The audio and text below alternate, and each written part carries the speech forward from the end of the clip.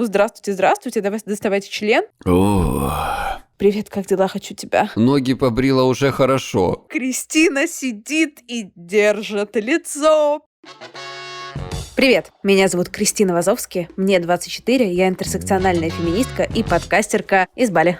А меня зовут Егор Егоров, мне 37 лет, я психолог, я мужик, я лысый, и я из Эстонии. В смысле? Можно подкастера вывести из Кубани, но Кубань, вот это все с подкастера не вывести. Именно, поэтому вы слушаете «К тебе или ко мне» — секс-подкаст, в котором каждый выпуск мы выбираем одну этически неоднозначную тему, спорим и пытаемся разобраться, чья правда. И сегодня мы будем говорить о такой насущной теме, прям насущненькой, как Егор Ушка.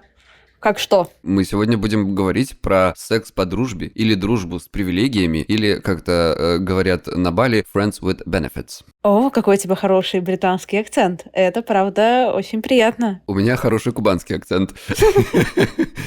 А вот преподаватель у меня британский. Friends with benefits. Секс по дружбе. Егор, давай сначала определимся, извините за тавтологию, Что такое дружба? Или что такое секс? и с тем, и с другим. Ну, типа, что такое секс по дружбе? Как я это предполагаю, что это, видимо, вот есть у тебя некоторый человек. Вот, кстати, хороший вопрос. Говорим ли мы здесь про каких-то своих давних друзей, которые у тебя были? Или это какой-то новый человек, с которым ты завязываешь, значит, дружбу, и у вас такой вот секс, ну, скажем так, без обязательств, да? Тоже вопрос про обязательства надо обговорить, а действительно ли он без обязательств. Ну вот у меня, по сути дела, такая история, что это есть некий человек, с которым ты дружишь, и с которым у тебя секс. Без обязательств, да или нет, и какая это дружба? Вот два вопроса к тебе. Можно я вопрос один к тебе все-таки? Ну, давай. Переориентируем. Если вы не то чтобы дружите, ну, то есть если вы не то, что между тем, как вы занимаетесь сексом, активно общаетесь, то есть можно там ха-ха над мемом, но не то, что «привет, как дела?», то есть никакой коммуникации не возникает без интенции заняться сексом. Это секс... У многих людей такие отношения много лет длятся. Блин, какие мы с тобой токсичные, такие прекрасные. Вы замечательные ребята, да? Мне кажется, нам скоро нужно будет повторять наш выпуск про токсичность, помнишь, когда мы с тобой...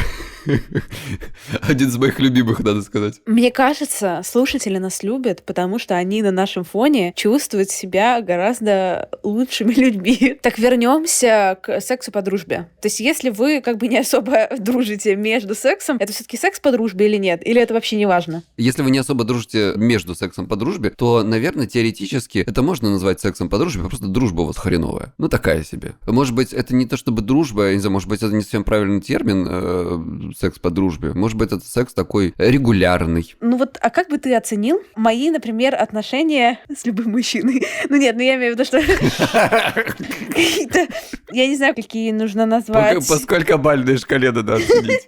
Ну типа вот, например, отношения, про которые мы с тобой разговаривали до того, как мы начали запись. Первые или вторые? Первые. Так вот, это секс по дружбе или это как-то еще называется? Ну вот здесь мы как раз подходим к этому самому главному вопросу. Что в данном случае, в этом типе отношений считать дружбой? То есть считать ли дружбой, что вы встречаетесь, например, раз в неделю, занимаетесь сексом и говорите о том, какая хорошая погода за окном? Знаешь, я думаю, что здесь мы в Википедии не будем работать. Пусть люди сами решают, считать ли это дружбой. Но давай так, наверное, правильнее всего назвать такие отношения регулярным сексом с человеком, который тебе не противен.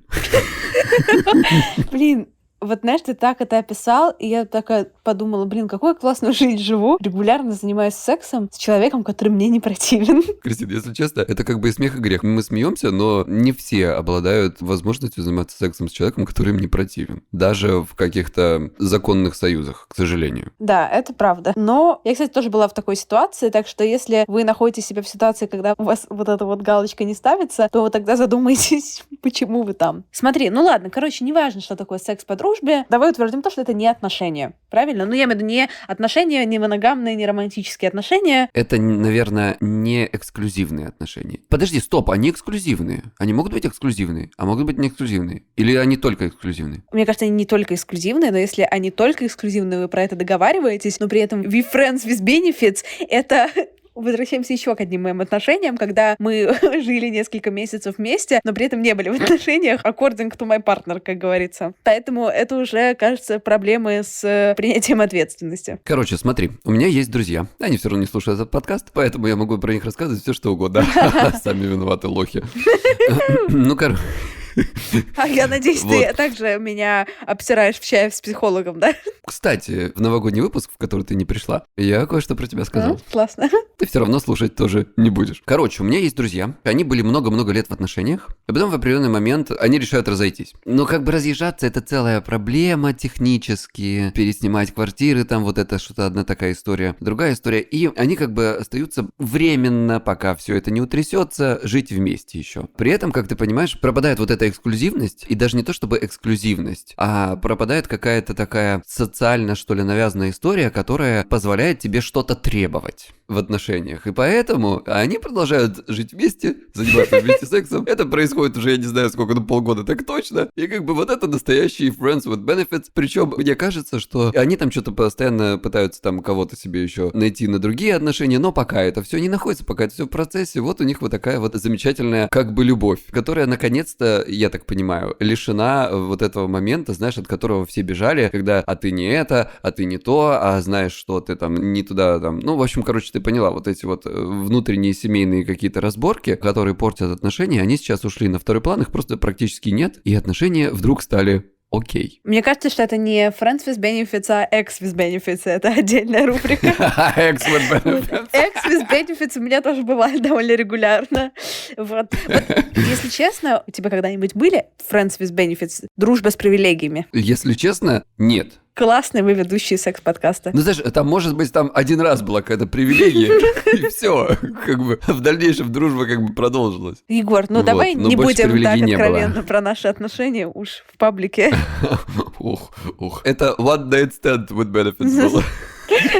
Да. Смотри, сколько мы разных новых терминов Да напридумывали сейчас за одну минуту. вообще мы инфлюенсеры, мы меняем Мы меняем всё. секс-пространство нашей планеты. Да, именно так. Короче, я не знаю, были ли у меня Friends with Benefits или нет, потому что это были отношения, в которых мы только занимались сексом, то есть это не были моногамные отношения с несколькими партнерами. Я занималась, и партнер занимался сексом с кем-то еще параллельно, но я не могу назвать это прямо чистым Friends with Benefits, потому что не то, что мы ни в первом, ни во втором случае дофига общались между, во втором побольше, в первом вообще никак, а во-вторых, я была в такой перманентной надежде на то, что это куда-нибудь разовьется во что-нибудь лучшее, например, в 3 детей, которые я рожу от этого мужчины. Ну, как бы это какая-то не совсем чистая схема. Я правильно понимаю, что, говоря про Friends with Benefits, надо уточнить один важный момент. Хочешь ли ты, чтобы эти отношения переросли во что-то такое, ну, скажем, большее и официальное? Да, знаешь, что вот бесит? Потому что кажется, что само собой подразумевалось, что вот это какой-то такой формат, без обязательств, но при этом почему-то мы год этим занимаемся. Ну, то есть, знаешь, какое-то такое. И я была тогда молода и наивна месяц назад, как мы помним, да?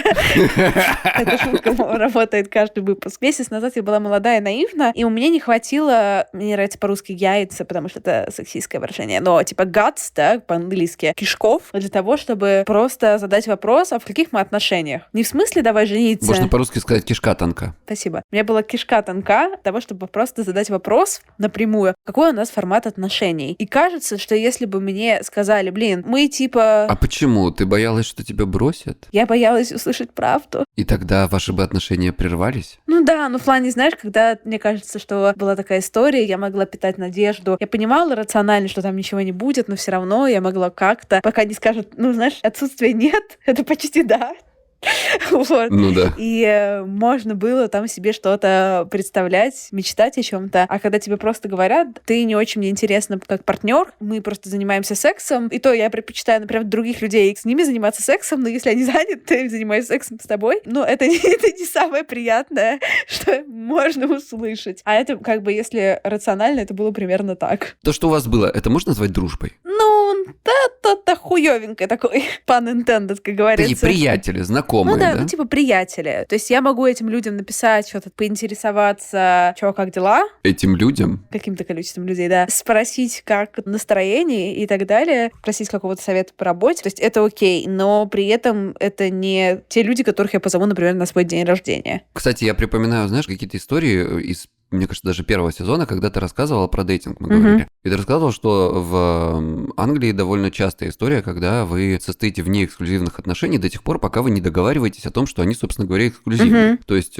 практически, так принято, что ли, в социуме, что вы можете встречаться с другими людьми, пока вот вы это не обговорите. То есть вот этот процесс тогда мы теоретически тоже можем считать друзьями friends with benefits? Для этого нужен какой-то новый термин, что-то вроде premature fucking. Преждевременно?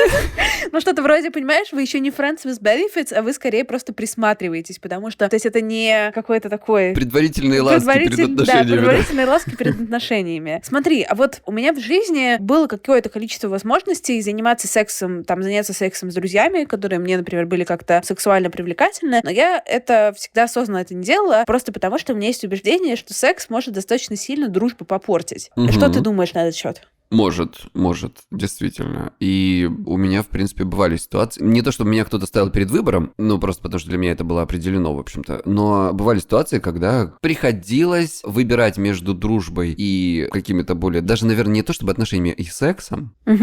И я, конечно, выбирал дружбу, потому что, как мне кажется, это правда бы все испортило. Ну или, по крайней мере, может быть, не навсегда, но на довольно большой срок сделало бы много проблем. А у меня замечательная сейчас компания такая, знаешь, дома. У меня прям вот как друзья из сериала «Друзья». Конечно, если мы все со всеми поперетрахаемся, то это будет вообще какой-то трэш, поэтому лучше этим не заниматься ни в коем случае. Блин, очень интересно, кстати. Это вот тоже, знаешь, не занимайся сексом. У меня правило есть такое. Не занимайся сексом с теми людьми, которых ты не можешь потом легко избегать. Каждый раз, когда это правило нарушаю...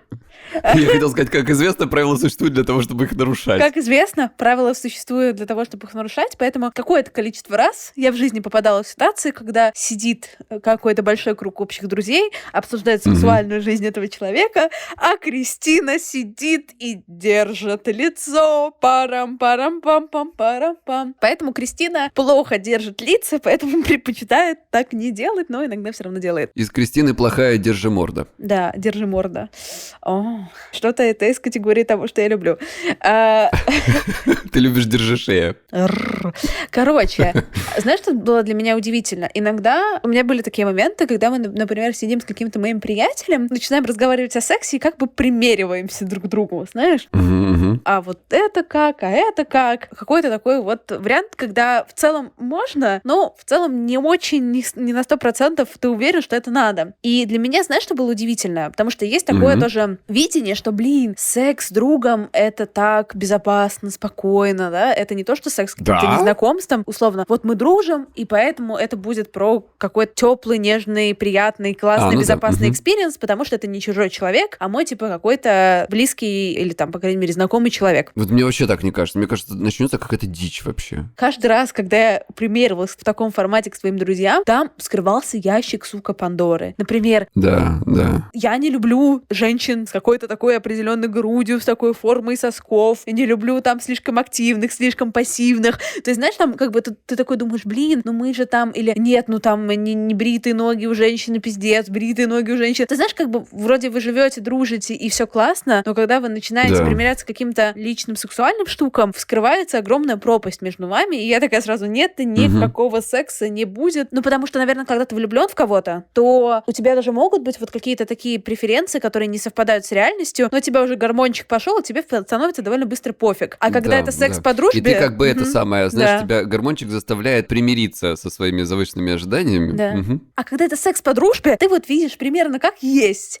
И дофигища людей, Егор, не только нам с тобой, у них есть довольно специфические ожидания от другого человека. Да я вообще маленький сладкий пирожочек в этом смысле. Мне, знаешь, ноги побрила уже хорошо. То есть, Кристин, я так понимаю, что здесь идет вопрос про границы? Да. Знаешь, еще, мне кажется, в чем прикол? В том, что если тебя, условно, обижает какой-то полунезнакомый человек, или не принимает, или еще что-то, всегда можно сказать, но он меня недостаточно хорошо знает, он не понял моей глубокой души. Или можно сказать, пошел нахуй просто. Да, или просто можно сказать, пошел нахуй. А если это какой-то твой дружочек, то получить опору в себе гораздо сложнее. Вот если ты мне скажешь из серии, Кристина, что ты жирная и ленивая, я такая, ты, конечно, мудак, но мне все равно очень обидно. Нет, Кристиночка не жирная и совсем вообще ни разу не ленивая. Вот, мне кажется, это две характеристики, которые полностью не про тебя. Оправдался, прям хорошо. Opposite. Прочитай, пожалуйста, историю.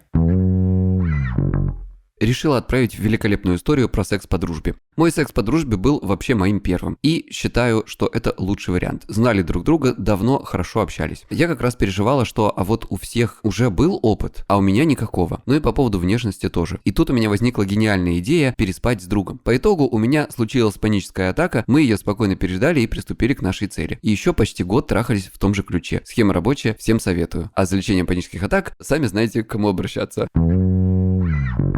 Скажите Промокод я вам не дам. Да, но скажите своим паническим атакам подождать до марта, потому что все занято. Да, а еще, кстати, нет, возможно, панические атаки подождут до где-то, наверное, февраля, потому что в феврале у меня, скорее всего, выйдет книжка. Может быть, в феврале, может быть, кстати, в марте. Там будет как раз про панические атаки. Опа, небольшая рекламная вставочка. Слушай, ну на самом деле, представляешь, вот первый секс с другом, по-моему, ну действительно, что может быть лучше? Это знаешь, как вот из серии, как в фильмах про... трехтомник, что может быть лучше, чем первый секс с другом? Что может быть лучше? Поспать, да, например. Это у Кристины, в принципе, на первом месте всегда. О, да. Причем она может это делать даже во время секса с другом. Я сегодня так сладко днем поспала. 2 часика. С кем? С кондиционером, Егора. Я хотел сказать, что это похоже на историю с диснеевскими принцессами, когда показывают, как это все прекрасно, а что-то было после, уже не интересует. По факту, первый секс с другом, ну это же замечательно. Вот у меня, кстати, есть подруга хорошая, которая очень долго как-то шла к тому, чтобы лишиться девственности, ей самой это уже было все как-то, знаешь, не то чтобы нравилось, и ей уже самой вроде как хотелось, потому что, знаешь, как бы время идет, там уже типа из серии 25, 26, и ты же понимаешь, что чем дальше ты тянешь, тем ценнее это становится, тем страшнее это становится. И вот, мне кажется, это довольно хороший вариант. Даже несмотря на то, что вы, может быть, потом бы и друзьями перестали быть, или какие-то были бы проблемы, это хороший вариант, потому что это не будет какой-то непонятный человек с Тиндера. Да, нет, я согласна, что это, наверное, гораздо более безопасный вариант в смысле подготовки, спокойствия, пережидания панической атаки и так далее. Ну да. Да и у нее потрясающе все прошло. Он был максимально заботливый, вот все было замечательно. Так что, как говорится, я не то чтобы хочу сказать всем советую, но это довольно неплохой вариант, мне кажется. Да, но здесь, как бы, мне кажется, это отдельный выпуск под обсуждение. Ну вот подожди, это же плюсы секса по дружбе, да? Если мы уберем за скобки минус, в котором может быть проблемы с дружбой, но в целом это действительно теоретически может быть хороший вариант, если человек у тебя, если друг твой хороший, заботливый и... Ну опять же, вот что-то, какая дружба? Дружба разная же бывает. Вот есть дружба, когда ты друг над дружкой там подтруниваешь, как-то токсично шутишь и так далее. Мне кажется, что это такой, может быть, не самый лучший звоночек. Но знаешь, еще вопрос, который мне сразу возникает. Если вы такие классные друзья, и если вы занимаетесь сексом, почему вы не в отношениях? Хороший вопрос. Возможно, как раз-таки потому, что ты начинаешь понимать, что как только у вас... Или даже не понимаешь ты про себя, а понимаешь про другого, например, человека, что как только у вас появится вот эта официальная рамка этих отношений, то у тебя начнутся повышенные экспектации. То есть ты захочешь что-нибудь требовать, или к тебе будут такие экспектации, так сказать, предоставляться. Я понимаю, о чем ты и согласна, но мне кажется, что здесь огромное пространство для каких-то, манипуляций, наверное, слишком сильно сказано, но в духе избегания ответственности. Что ты имеешь в виду? Вот мы такие замечательные друзья, у нас секс по дружбе, поэтому мы не будем называть вещи своими именами, мы не будем брать на себя никакие обязательства, и классно, если это какая-то равновесная история, но кажется, что это довольно редко равновесная история, и часто есть один партнер, который более замотивирован, и партнер, который менее замотивирован. Думаешь? Мне кажется, что да. А не может быть такой ситуации, что, например, вот вы вдвоем, а у вас там сейчас нет каких-то отношений, или вы там в процессе поиска этих отношений, и вас в целом устраивает обоих? Почему должен обязательно кто-то больше, кто-то меньше заинтересован? Что это у вас за такие патриархальные какие-то идеи? Мне просто кажется, что так часто бывает. Слушайте, ребята, напишите нам в комментариях или в Apple Podcast, или в Инстаграме, что вы по этому поводу думаете, потому что здесь мы, конечно, с Кристиной, это наше предположение, да, но у нас какой-то статистики нет. Было бы интересно в этом смысле послушать ваше мнение. У меня еще есть такое работает, у меня включается гормончик, если секс классный, и я прям начинаю очень сильно эмоционально вписываться, даже если мне не надо было до этого, просто потому что я фанатка хорошего секса. Но это есть такая опасность, кстати, да. Подожди, ты начинаешь эмоционально вписываться, то есть говоря о том, что перейти в длительные отношения у тебя есть такое желание, появляется. Мне просто хочется этого секса всегда, чтобы он всегда был в доступе, что я могла бы не просто как, вот это мое, я хочу это себе много. Много. Ты просто жадная, да? Да, потому что обычно... А отношения ты не хочешь. Возможно, мне просто вот этот человек с вот этим половым членом будет приходить почаще. Отношения тоже опциональны. Часто я понимаю, что, например, отношения с этим человеком, мы друг другу не очень подходим объективно, и мне и не очень вроде бы надо, но, с другой стороны, секс такой прекрасный, что нужно сделать, чтобы этого было побольше, пожалуйста? Мне кажется, вот ты описала идеальную формулу пресеттинга для Friends with Benefits. Егор, а бывает сначала секс, а потом дружба, а не наоборот? Да. У моих друзей такое было. Там, может быть, надо уточнить, но, по-моему, мне кажется, так и было, да. Что они просто познакомились где-то типа в Тиндере, как-то потом так заобщались, и вот теперь вот мы в одной большой компании. Блин, классно. Надо уточнить важный момент, что почему-то после этого дружба секс вытеснила. А почему так? Какое могло быть развитие событий в данном случае? То есть, либо это были бы отношения уже какие-то официальные отношения, либо это все бы совсем разошлось. Потому что вот у меня есть ощущение, что секс по дружбе — это штука такая, ну, которая не длится годами. Может быть, я не прав здесь. Как тебе кажется? Тоже, да, очень классную мысль сказала про развитие. Да, не очень понятно, как будто бы все должно развиваться куда-то, да, какие-то любые отношения в широком смысле, они развиваются. Иначе зачем отношения? А как будто бы friends with benefits, ну, если они потом развиваются в отношения, то, ну, наверное, это немножко странно даже. Ну, потому что обычно отношения случаются все равно довольно быстро, если ты понимаешь, что вы друг другу подходите. Ну, у тебя, да. Ну ладно, у меня тоже, если честно. Ну, у нас с тобой, Ну, давай так, потому что да. мы с тобой примерно знаем, что нам надо. Мы когда видим, что нам надо, мы это берем. Ну, или совсем не знаем, что нам надо, поэтому... Поэтому берем первое, что под ноги упало, да? Нет. Это надо вырезать, да. Синяя с пупырками, похоже на жабу, берем. Пам-парам-пам. Это кого ты сейчас своих бывших описывала? У нас есть про это история. Бывает ли дружба после секса?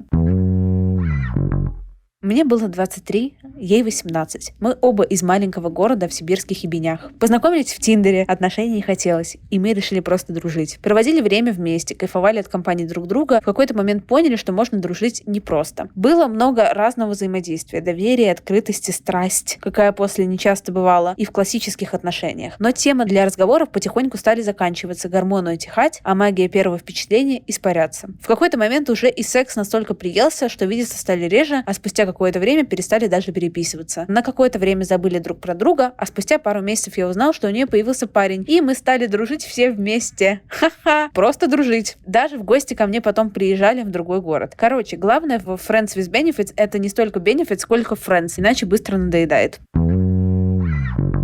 Пожалуй, да. Но мне кажется, знаешь, здесь, как ты правильно сказала выше, это не то чтобы дружба, а когда у тебя есть какой-то вот гормончик, это уже не совсем дружба как бы получается. Потому что действительно, ну, как бы, друзья, что такое дружба? Дружба — это, как мне кажется, это любовь без секса и без романтики. То есть при этом это такие отношения настоящие, вы можете ссориться, мириться, у вас могут быть расхождения, вы можете друг друга очень сильно любить, но при этом это такая вот неромантическая любовь. И в данном случае, мне кажется, что это довольно странная история, да, как бы взять вот из этого всего, из любви, секса, страсти, все остальное, просто мы вытаскиваем любовь. И типа у вас дружба осталась, хорошие отношения осталось, секс осталось, а вот какой-то такой вот любви, какой-то страсти, что-то такое, ее как бы нет. То есть или это такая страсть, но такая вяленькая, такая страсть Кристины Вазовски по утрам. Нет, Кристина Вазовски по утрам хорошо просыпается, а эта страсть меня по утрам такой... Очень здорово, классно, обожаю людей. Я как раз здесь с тобой не согласна, потому что мне кажется, что без гормончика заниматься сексом нереально. Ну, типа, пофиг с кем. То есть должна быть какая-то та самая страсть, она должна быть. А если у тебя гормончик примерно на всех распространяется, я знаю таких людей.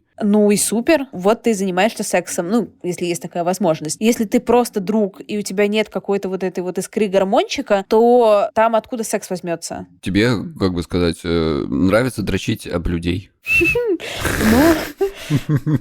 Я тоже знаю таких людей. То есть встречаются... Я тоже, я не в курсе. Ты сама знаешь, мы с тобой в этом плане одинаковые люди, да? Но мне так кажется, что такая ситуация бывает. Встречаются два человека, которым нравится дрочить об людей, они дрочат друг от друга. Друг об друга, да, абсолютно точно. Звучит как достаточно приятная схема, если честно. Времяпрепровождение такое.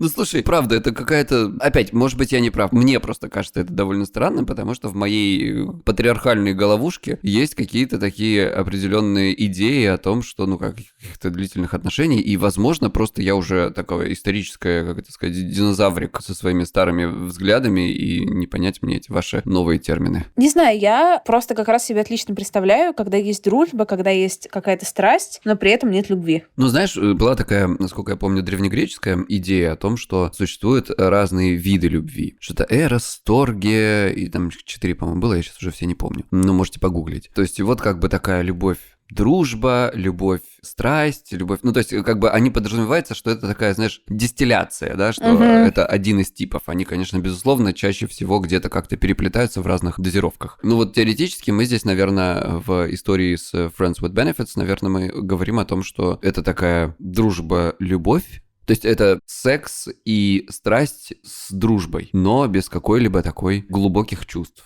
Потому что если у тебя глубокие чувства, то это уже не дружба. Кажется, вот еще одна тема, которую мы не подняли в контексте Friends with Benefits, это как чекать, что этот человек подойдет как Friend with Benefits? Потому что явно там могут быть травлики-хораблики, если неправильно выбрать пассажира. То есть, дружи сначала с ним, а потом перейдешь. Нет, у меня, словно, есть друзья, но вот с некоторыми друзьями я бы ни в какие отношения ни за что никогда бы не вступала. О, да, понимаю. Потому что я знаю, что если что-то пойдет не так, какая-нибудь моя подружка возьмет и подожжет просто мой дом.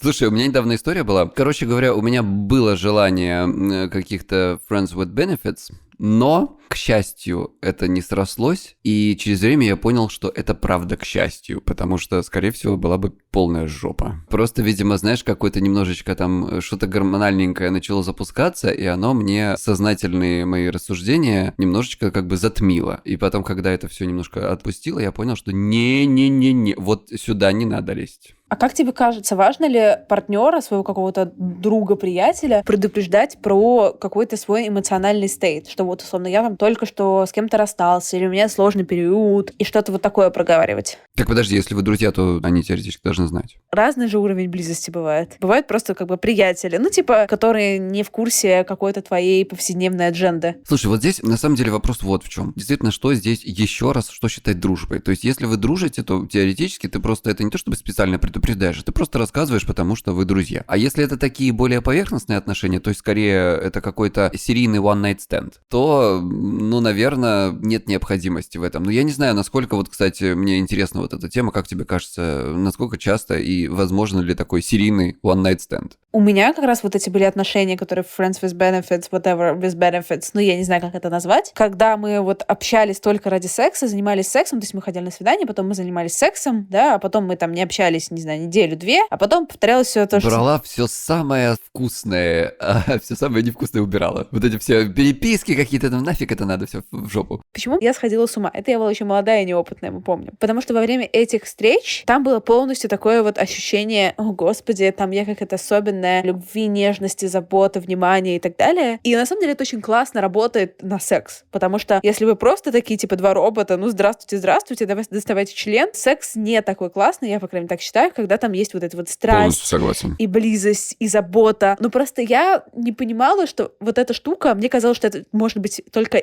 на 100% искренне. Но это было в каком-то смысле искренне, да, но искренне в смысле, что это не может заканчиваться в тот же день. А на следующее утро мы завтракаем, все таки все, до свидания, увидимся. Прям какая-то стена. То есть это, с одной стороны, очень классно работало на как раз это держание этой дистанции, и классно работало на качество секса, но, с другой стороны, мой молодой мозг немножко сходил с ума. Это не просто, на самом деле, правда. Это такая непростая какая-то штука, и мне кажется, что она даже в какой-то мере может отнимать сильно больше энергии, чем какие-то классические даже отношения. Да, но это как раз к вопросу о проговоренности. У нас есть замечательная история к теме про эмоциональное состояние.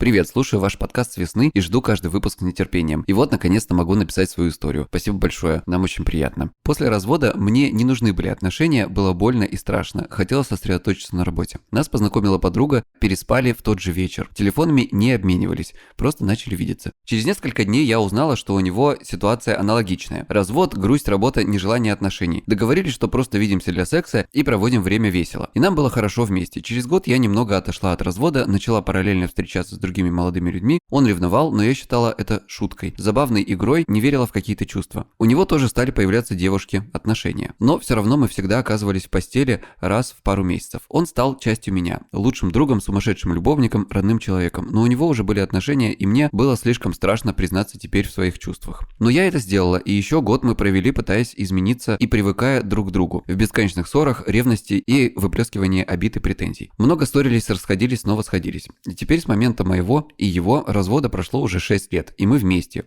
Уже намного спокойнее, осмысленнее, поняли, что не хотим бороться друг с другом. Самым трудным было перестроить модель с «я тебе ничего не должен, должна» на «я хочу, чтобы нам было хорошо вместе, и ты для меня важен, важна». Мне кажется, что наличие обязанностей – непременное условие для отношений, чувств и создания чего-то общего, пара-семья. Хочется услышать мнение Криса и Егора на эту тему. Не слишком ли растиражирована и навязана установка «никто никому ничего не должен»? Классная история, на самом деле. Очень интересная. Мне кажется, это такая история про то, как люди изучали свои границы, свои и чужие. И вот это такое волнообразное какое-то течение об этом говорит. О том, что они узнавали что-то о себе, узнавали что-то о другом человеке, да, и им это нравилось, не нравилось, они как-то к этому притирались. Мне кажется, это про это. Да, на самом деле супер интересно. Отвечая на вопрос про не слишком растиражированная эта история, я сама не верю в эту концепцию, что никто никому ничего не должен. Но мне кажется, что это не очень работает или работает. Я верю в нее там супер Это как законы в России. Ну, да. Они как бы есть, но в целом не то чтобы... Давай так, на каком-то супер глобальном уровне. Я вот верю, да, что ты должен быть своим первичным приоритетом, и понятно, что не бывает ситуации без компромиссов, да, без какой-то подстройки и так далее, но все равно нужно работать на свое счастье, а не на там ожидания других людей. Но спускаясь в реальную жизнь, что вот это вот «я никому ничего не должен», кажется, что это убегание от ответственности и штука, которая не позволяет выстроить реально глубокую, важную, как говорится, meaningful, да, какую-то связь. Да, конечно. Здесь просто вопрос в том, что, если честно, я периодически пользуюсь вот это вот «никто никому ничего не должен». Это как раз когда я, например, не готова столкнуться с каким-то сложным выбором, или мне просто сейчас так удобнее, или что-то. Ну, то есть, конечно, наверное, какая-то другая карта, она лучше, но это я тоже пользуюсь. Парам-парам-пам. Ну, спасибо хотя бы за честность. Да, почему хотя бы? Целая честность. Честность сейчас дорогого стоит. Некоторые мои токсичные друзья, когда ты им говоришь, что они токсичны, говорят: да, я такой. Любите меня таким. Да, как бы, конечно, спасибо за честность, но засуньте ее себе в жопу. Как бы прокрутите 2 раза и исправляйтесь. Давай я прочитаю лучше историю. Давай, прочти лучшую историю. Был у меня один раз опыт Friends with Benefits. Тогда я была еще наивна, это не моя история, носила розовые очки. Думала, что влюблена, и думала, что это взаимно. А началось все банально с флирта на работе. Просто работали с ним несколько лет, ничего такого. И в какой-то момент между нами проскочила такая искра. 3 эмоджи целых с молниями. Вау. Вот это вот искра. В итоге как-то начали встречаться для секса, но я-то в силу неопытности думала, что у нас все серьезно. Вот дура была, ха-ха, +1. Ну, в общем, после 8-9 месяцев подобного рода отношений, к тому моменту он уже уволился, и в один из дней просто написал: «Нам не стоит больше видеться, извини, я женюсь». Я была просто разбита, страдала от предательства. Сейчас уже понимаю, что сама себе все придумала. Но в тот момент я была просто раздавлена. Потом начала активную социальную жизнь, чтобы занять все свое свободное время, и не оставалось времени на пустые глупые мысли. Посещала все мероприятия своего города, выставки, концерты, мастер-классы и все такое. Общалась и встречалась с новыми людьми. В общем, круто проводила время, наслаждалась жизнью. И что вы думаете? Через несколько месяцев он начал мне писать, когда я его уже забыла. Ну правда. То были сообщения из серии «Привет, как дела? Хочу тебя». Я его героически, это правда, игнорила. Писал стабильно каждую неделю. Я игнорю. Потом пропал. И появился через несколько месяцев снова. Но я не выдержала и говорю: «Ты сам меня бросил, зачем ты теперь мне?» На что получила ответ: «Мне нравился секс с тобой». В итоге он был послан и заблокирован везде, потому что мой разум и чувства были свободны. Потом узнала, что у него родился сын. Сейчас вспоминаю с улыбкой тот опыт. Человек многому научил меня, я поняла себя и ему благодарна. Мне кажется, это история о том, что консент даже в отношениях типа Friends with Benefits очень важен. Потому что когда один человек думает, что это друзья по перепиху, а другая думает, что это что-то, из чего вырастут отношения. Очень горжусь девушкой, что она вот так вот отстояла свои границы, потому что я раз в пару лет сажусь на те же грабли. Мне кажется, она просто очень обиделась.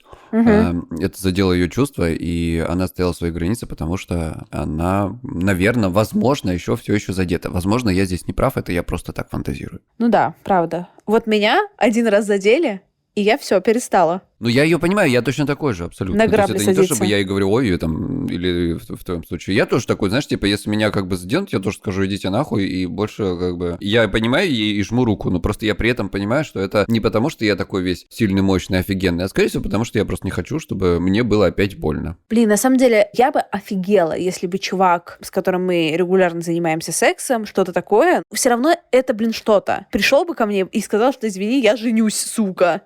Что? Ты офигела бы от того, что эта новость внезапная? Что-то в духе: извини, я начал с кем-то видеться, но я женюсь, как бы не поздноватый человек говорить такое. Давай так, Friends with Benefits — это эксклюзивные отношения? Или они могут быть открытыми? Это могут быть открытые. Мне кажется, в основном обычно это открытые отношения. Потому что, понимаешь, девушка-то в этой истории ждала эксклюзивности, и она как бы и у нее была. И, может быть, это навело ее на мысль о том, что у них какие-то более такие эксклюзивные отношения. Не знаю. Но в любом случае, девушка я сочувствую, а чувак мудак. Вот такое мое. Почему? Вот почему? Ну, потому что, смотри, да, если судить по этой истории, опять же, мы можем судить только по этой истории. Кристина, ну ты сама говоришь, вот я часто пользуюсь историей, никто никому ничто не должен. Вот я Ну ничего да, не ну должна. Как бы он проженюсь. официально может сказать, я тебе ничего Нет. не должен. Как бы в чем проблема? Проженюсь в смысле, ладно, с девушкой там, может, и все окей, но вот этой с потенциальной женой, как часто у вас открытые отношения до момента брака? Типа, ну сейчас мы трахаемся со всеми, а вот мы Ты имеешь в виду встретимся. по отношению к его невесте? Да, по Ну, это, отношению к- конечно, да. Но нам же не его невеста написала. Мы все равно его осудим, на всякий случай. Почему? А почему бы и нет? Почему бы не осудить, если мы можем кого-то осудить? А зачем осуждать, если можно не осуждать? Что? Наконец-то возрождается энергия к тебе или ко мне первого сезона. Чувак, нас слушают, потому что мы отвратительные токсичные люди, которые Вот. не Я стесняются. здесь самый главный отвратительный токсичный человек, потому что я говорю, не осуждай чувака. Ну, сходил он там налево по отношению к своей невесте. Ну, даже не невеста его писала. Мы вот про нашу дорогую... Если вы узнаете себя в невесте, напишите нам. Мы просуждаем кого-нибудь вместе с вами. Да-да-да. Вы вот про дорогую нашу слушательницу. Мы за своих слушателей. Вот мы с ними дружим, мы говорим, молодец, все прекрасно, он Вообще, мудак, уу. но по отношению к ней и к тебе. А же там он с другим делал, это его проблема. Но он Ну мудак ладно, всё я равно. согласен, Да, чувак да, да, некрасиво поступил. И всё, проехали.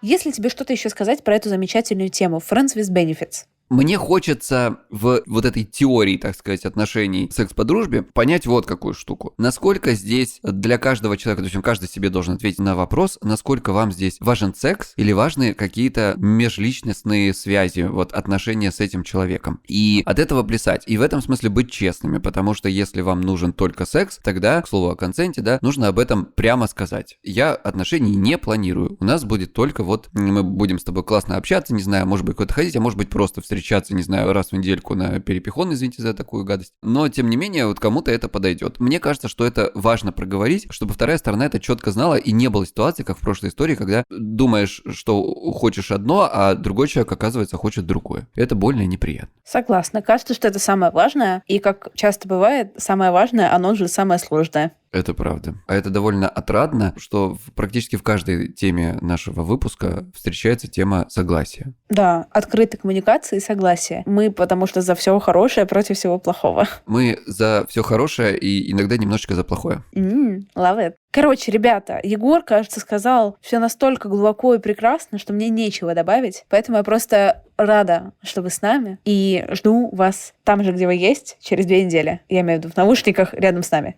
Да, а еще, знаешь, кстати, вот что я хочу добавить, что огромное количество людей сейчас вот подведение итогов года во всех подкаст-площадках, и так отрадно, что многие отмечали меня, тебя и наш аккаунт к тебе или ко мне, инстаграмовский, и многие слушали наш подкаст, и он у них любимый, и, ребята, спасибо вам большое, что целый год нас слушали. Спасибо большое. Это, правда, замечательно. Да, пока. Пока-пока.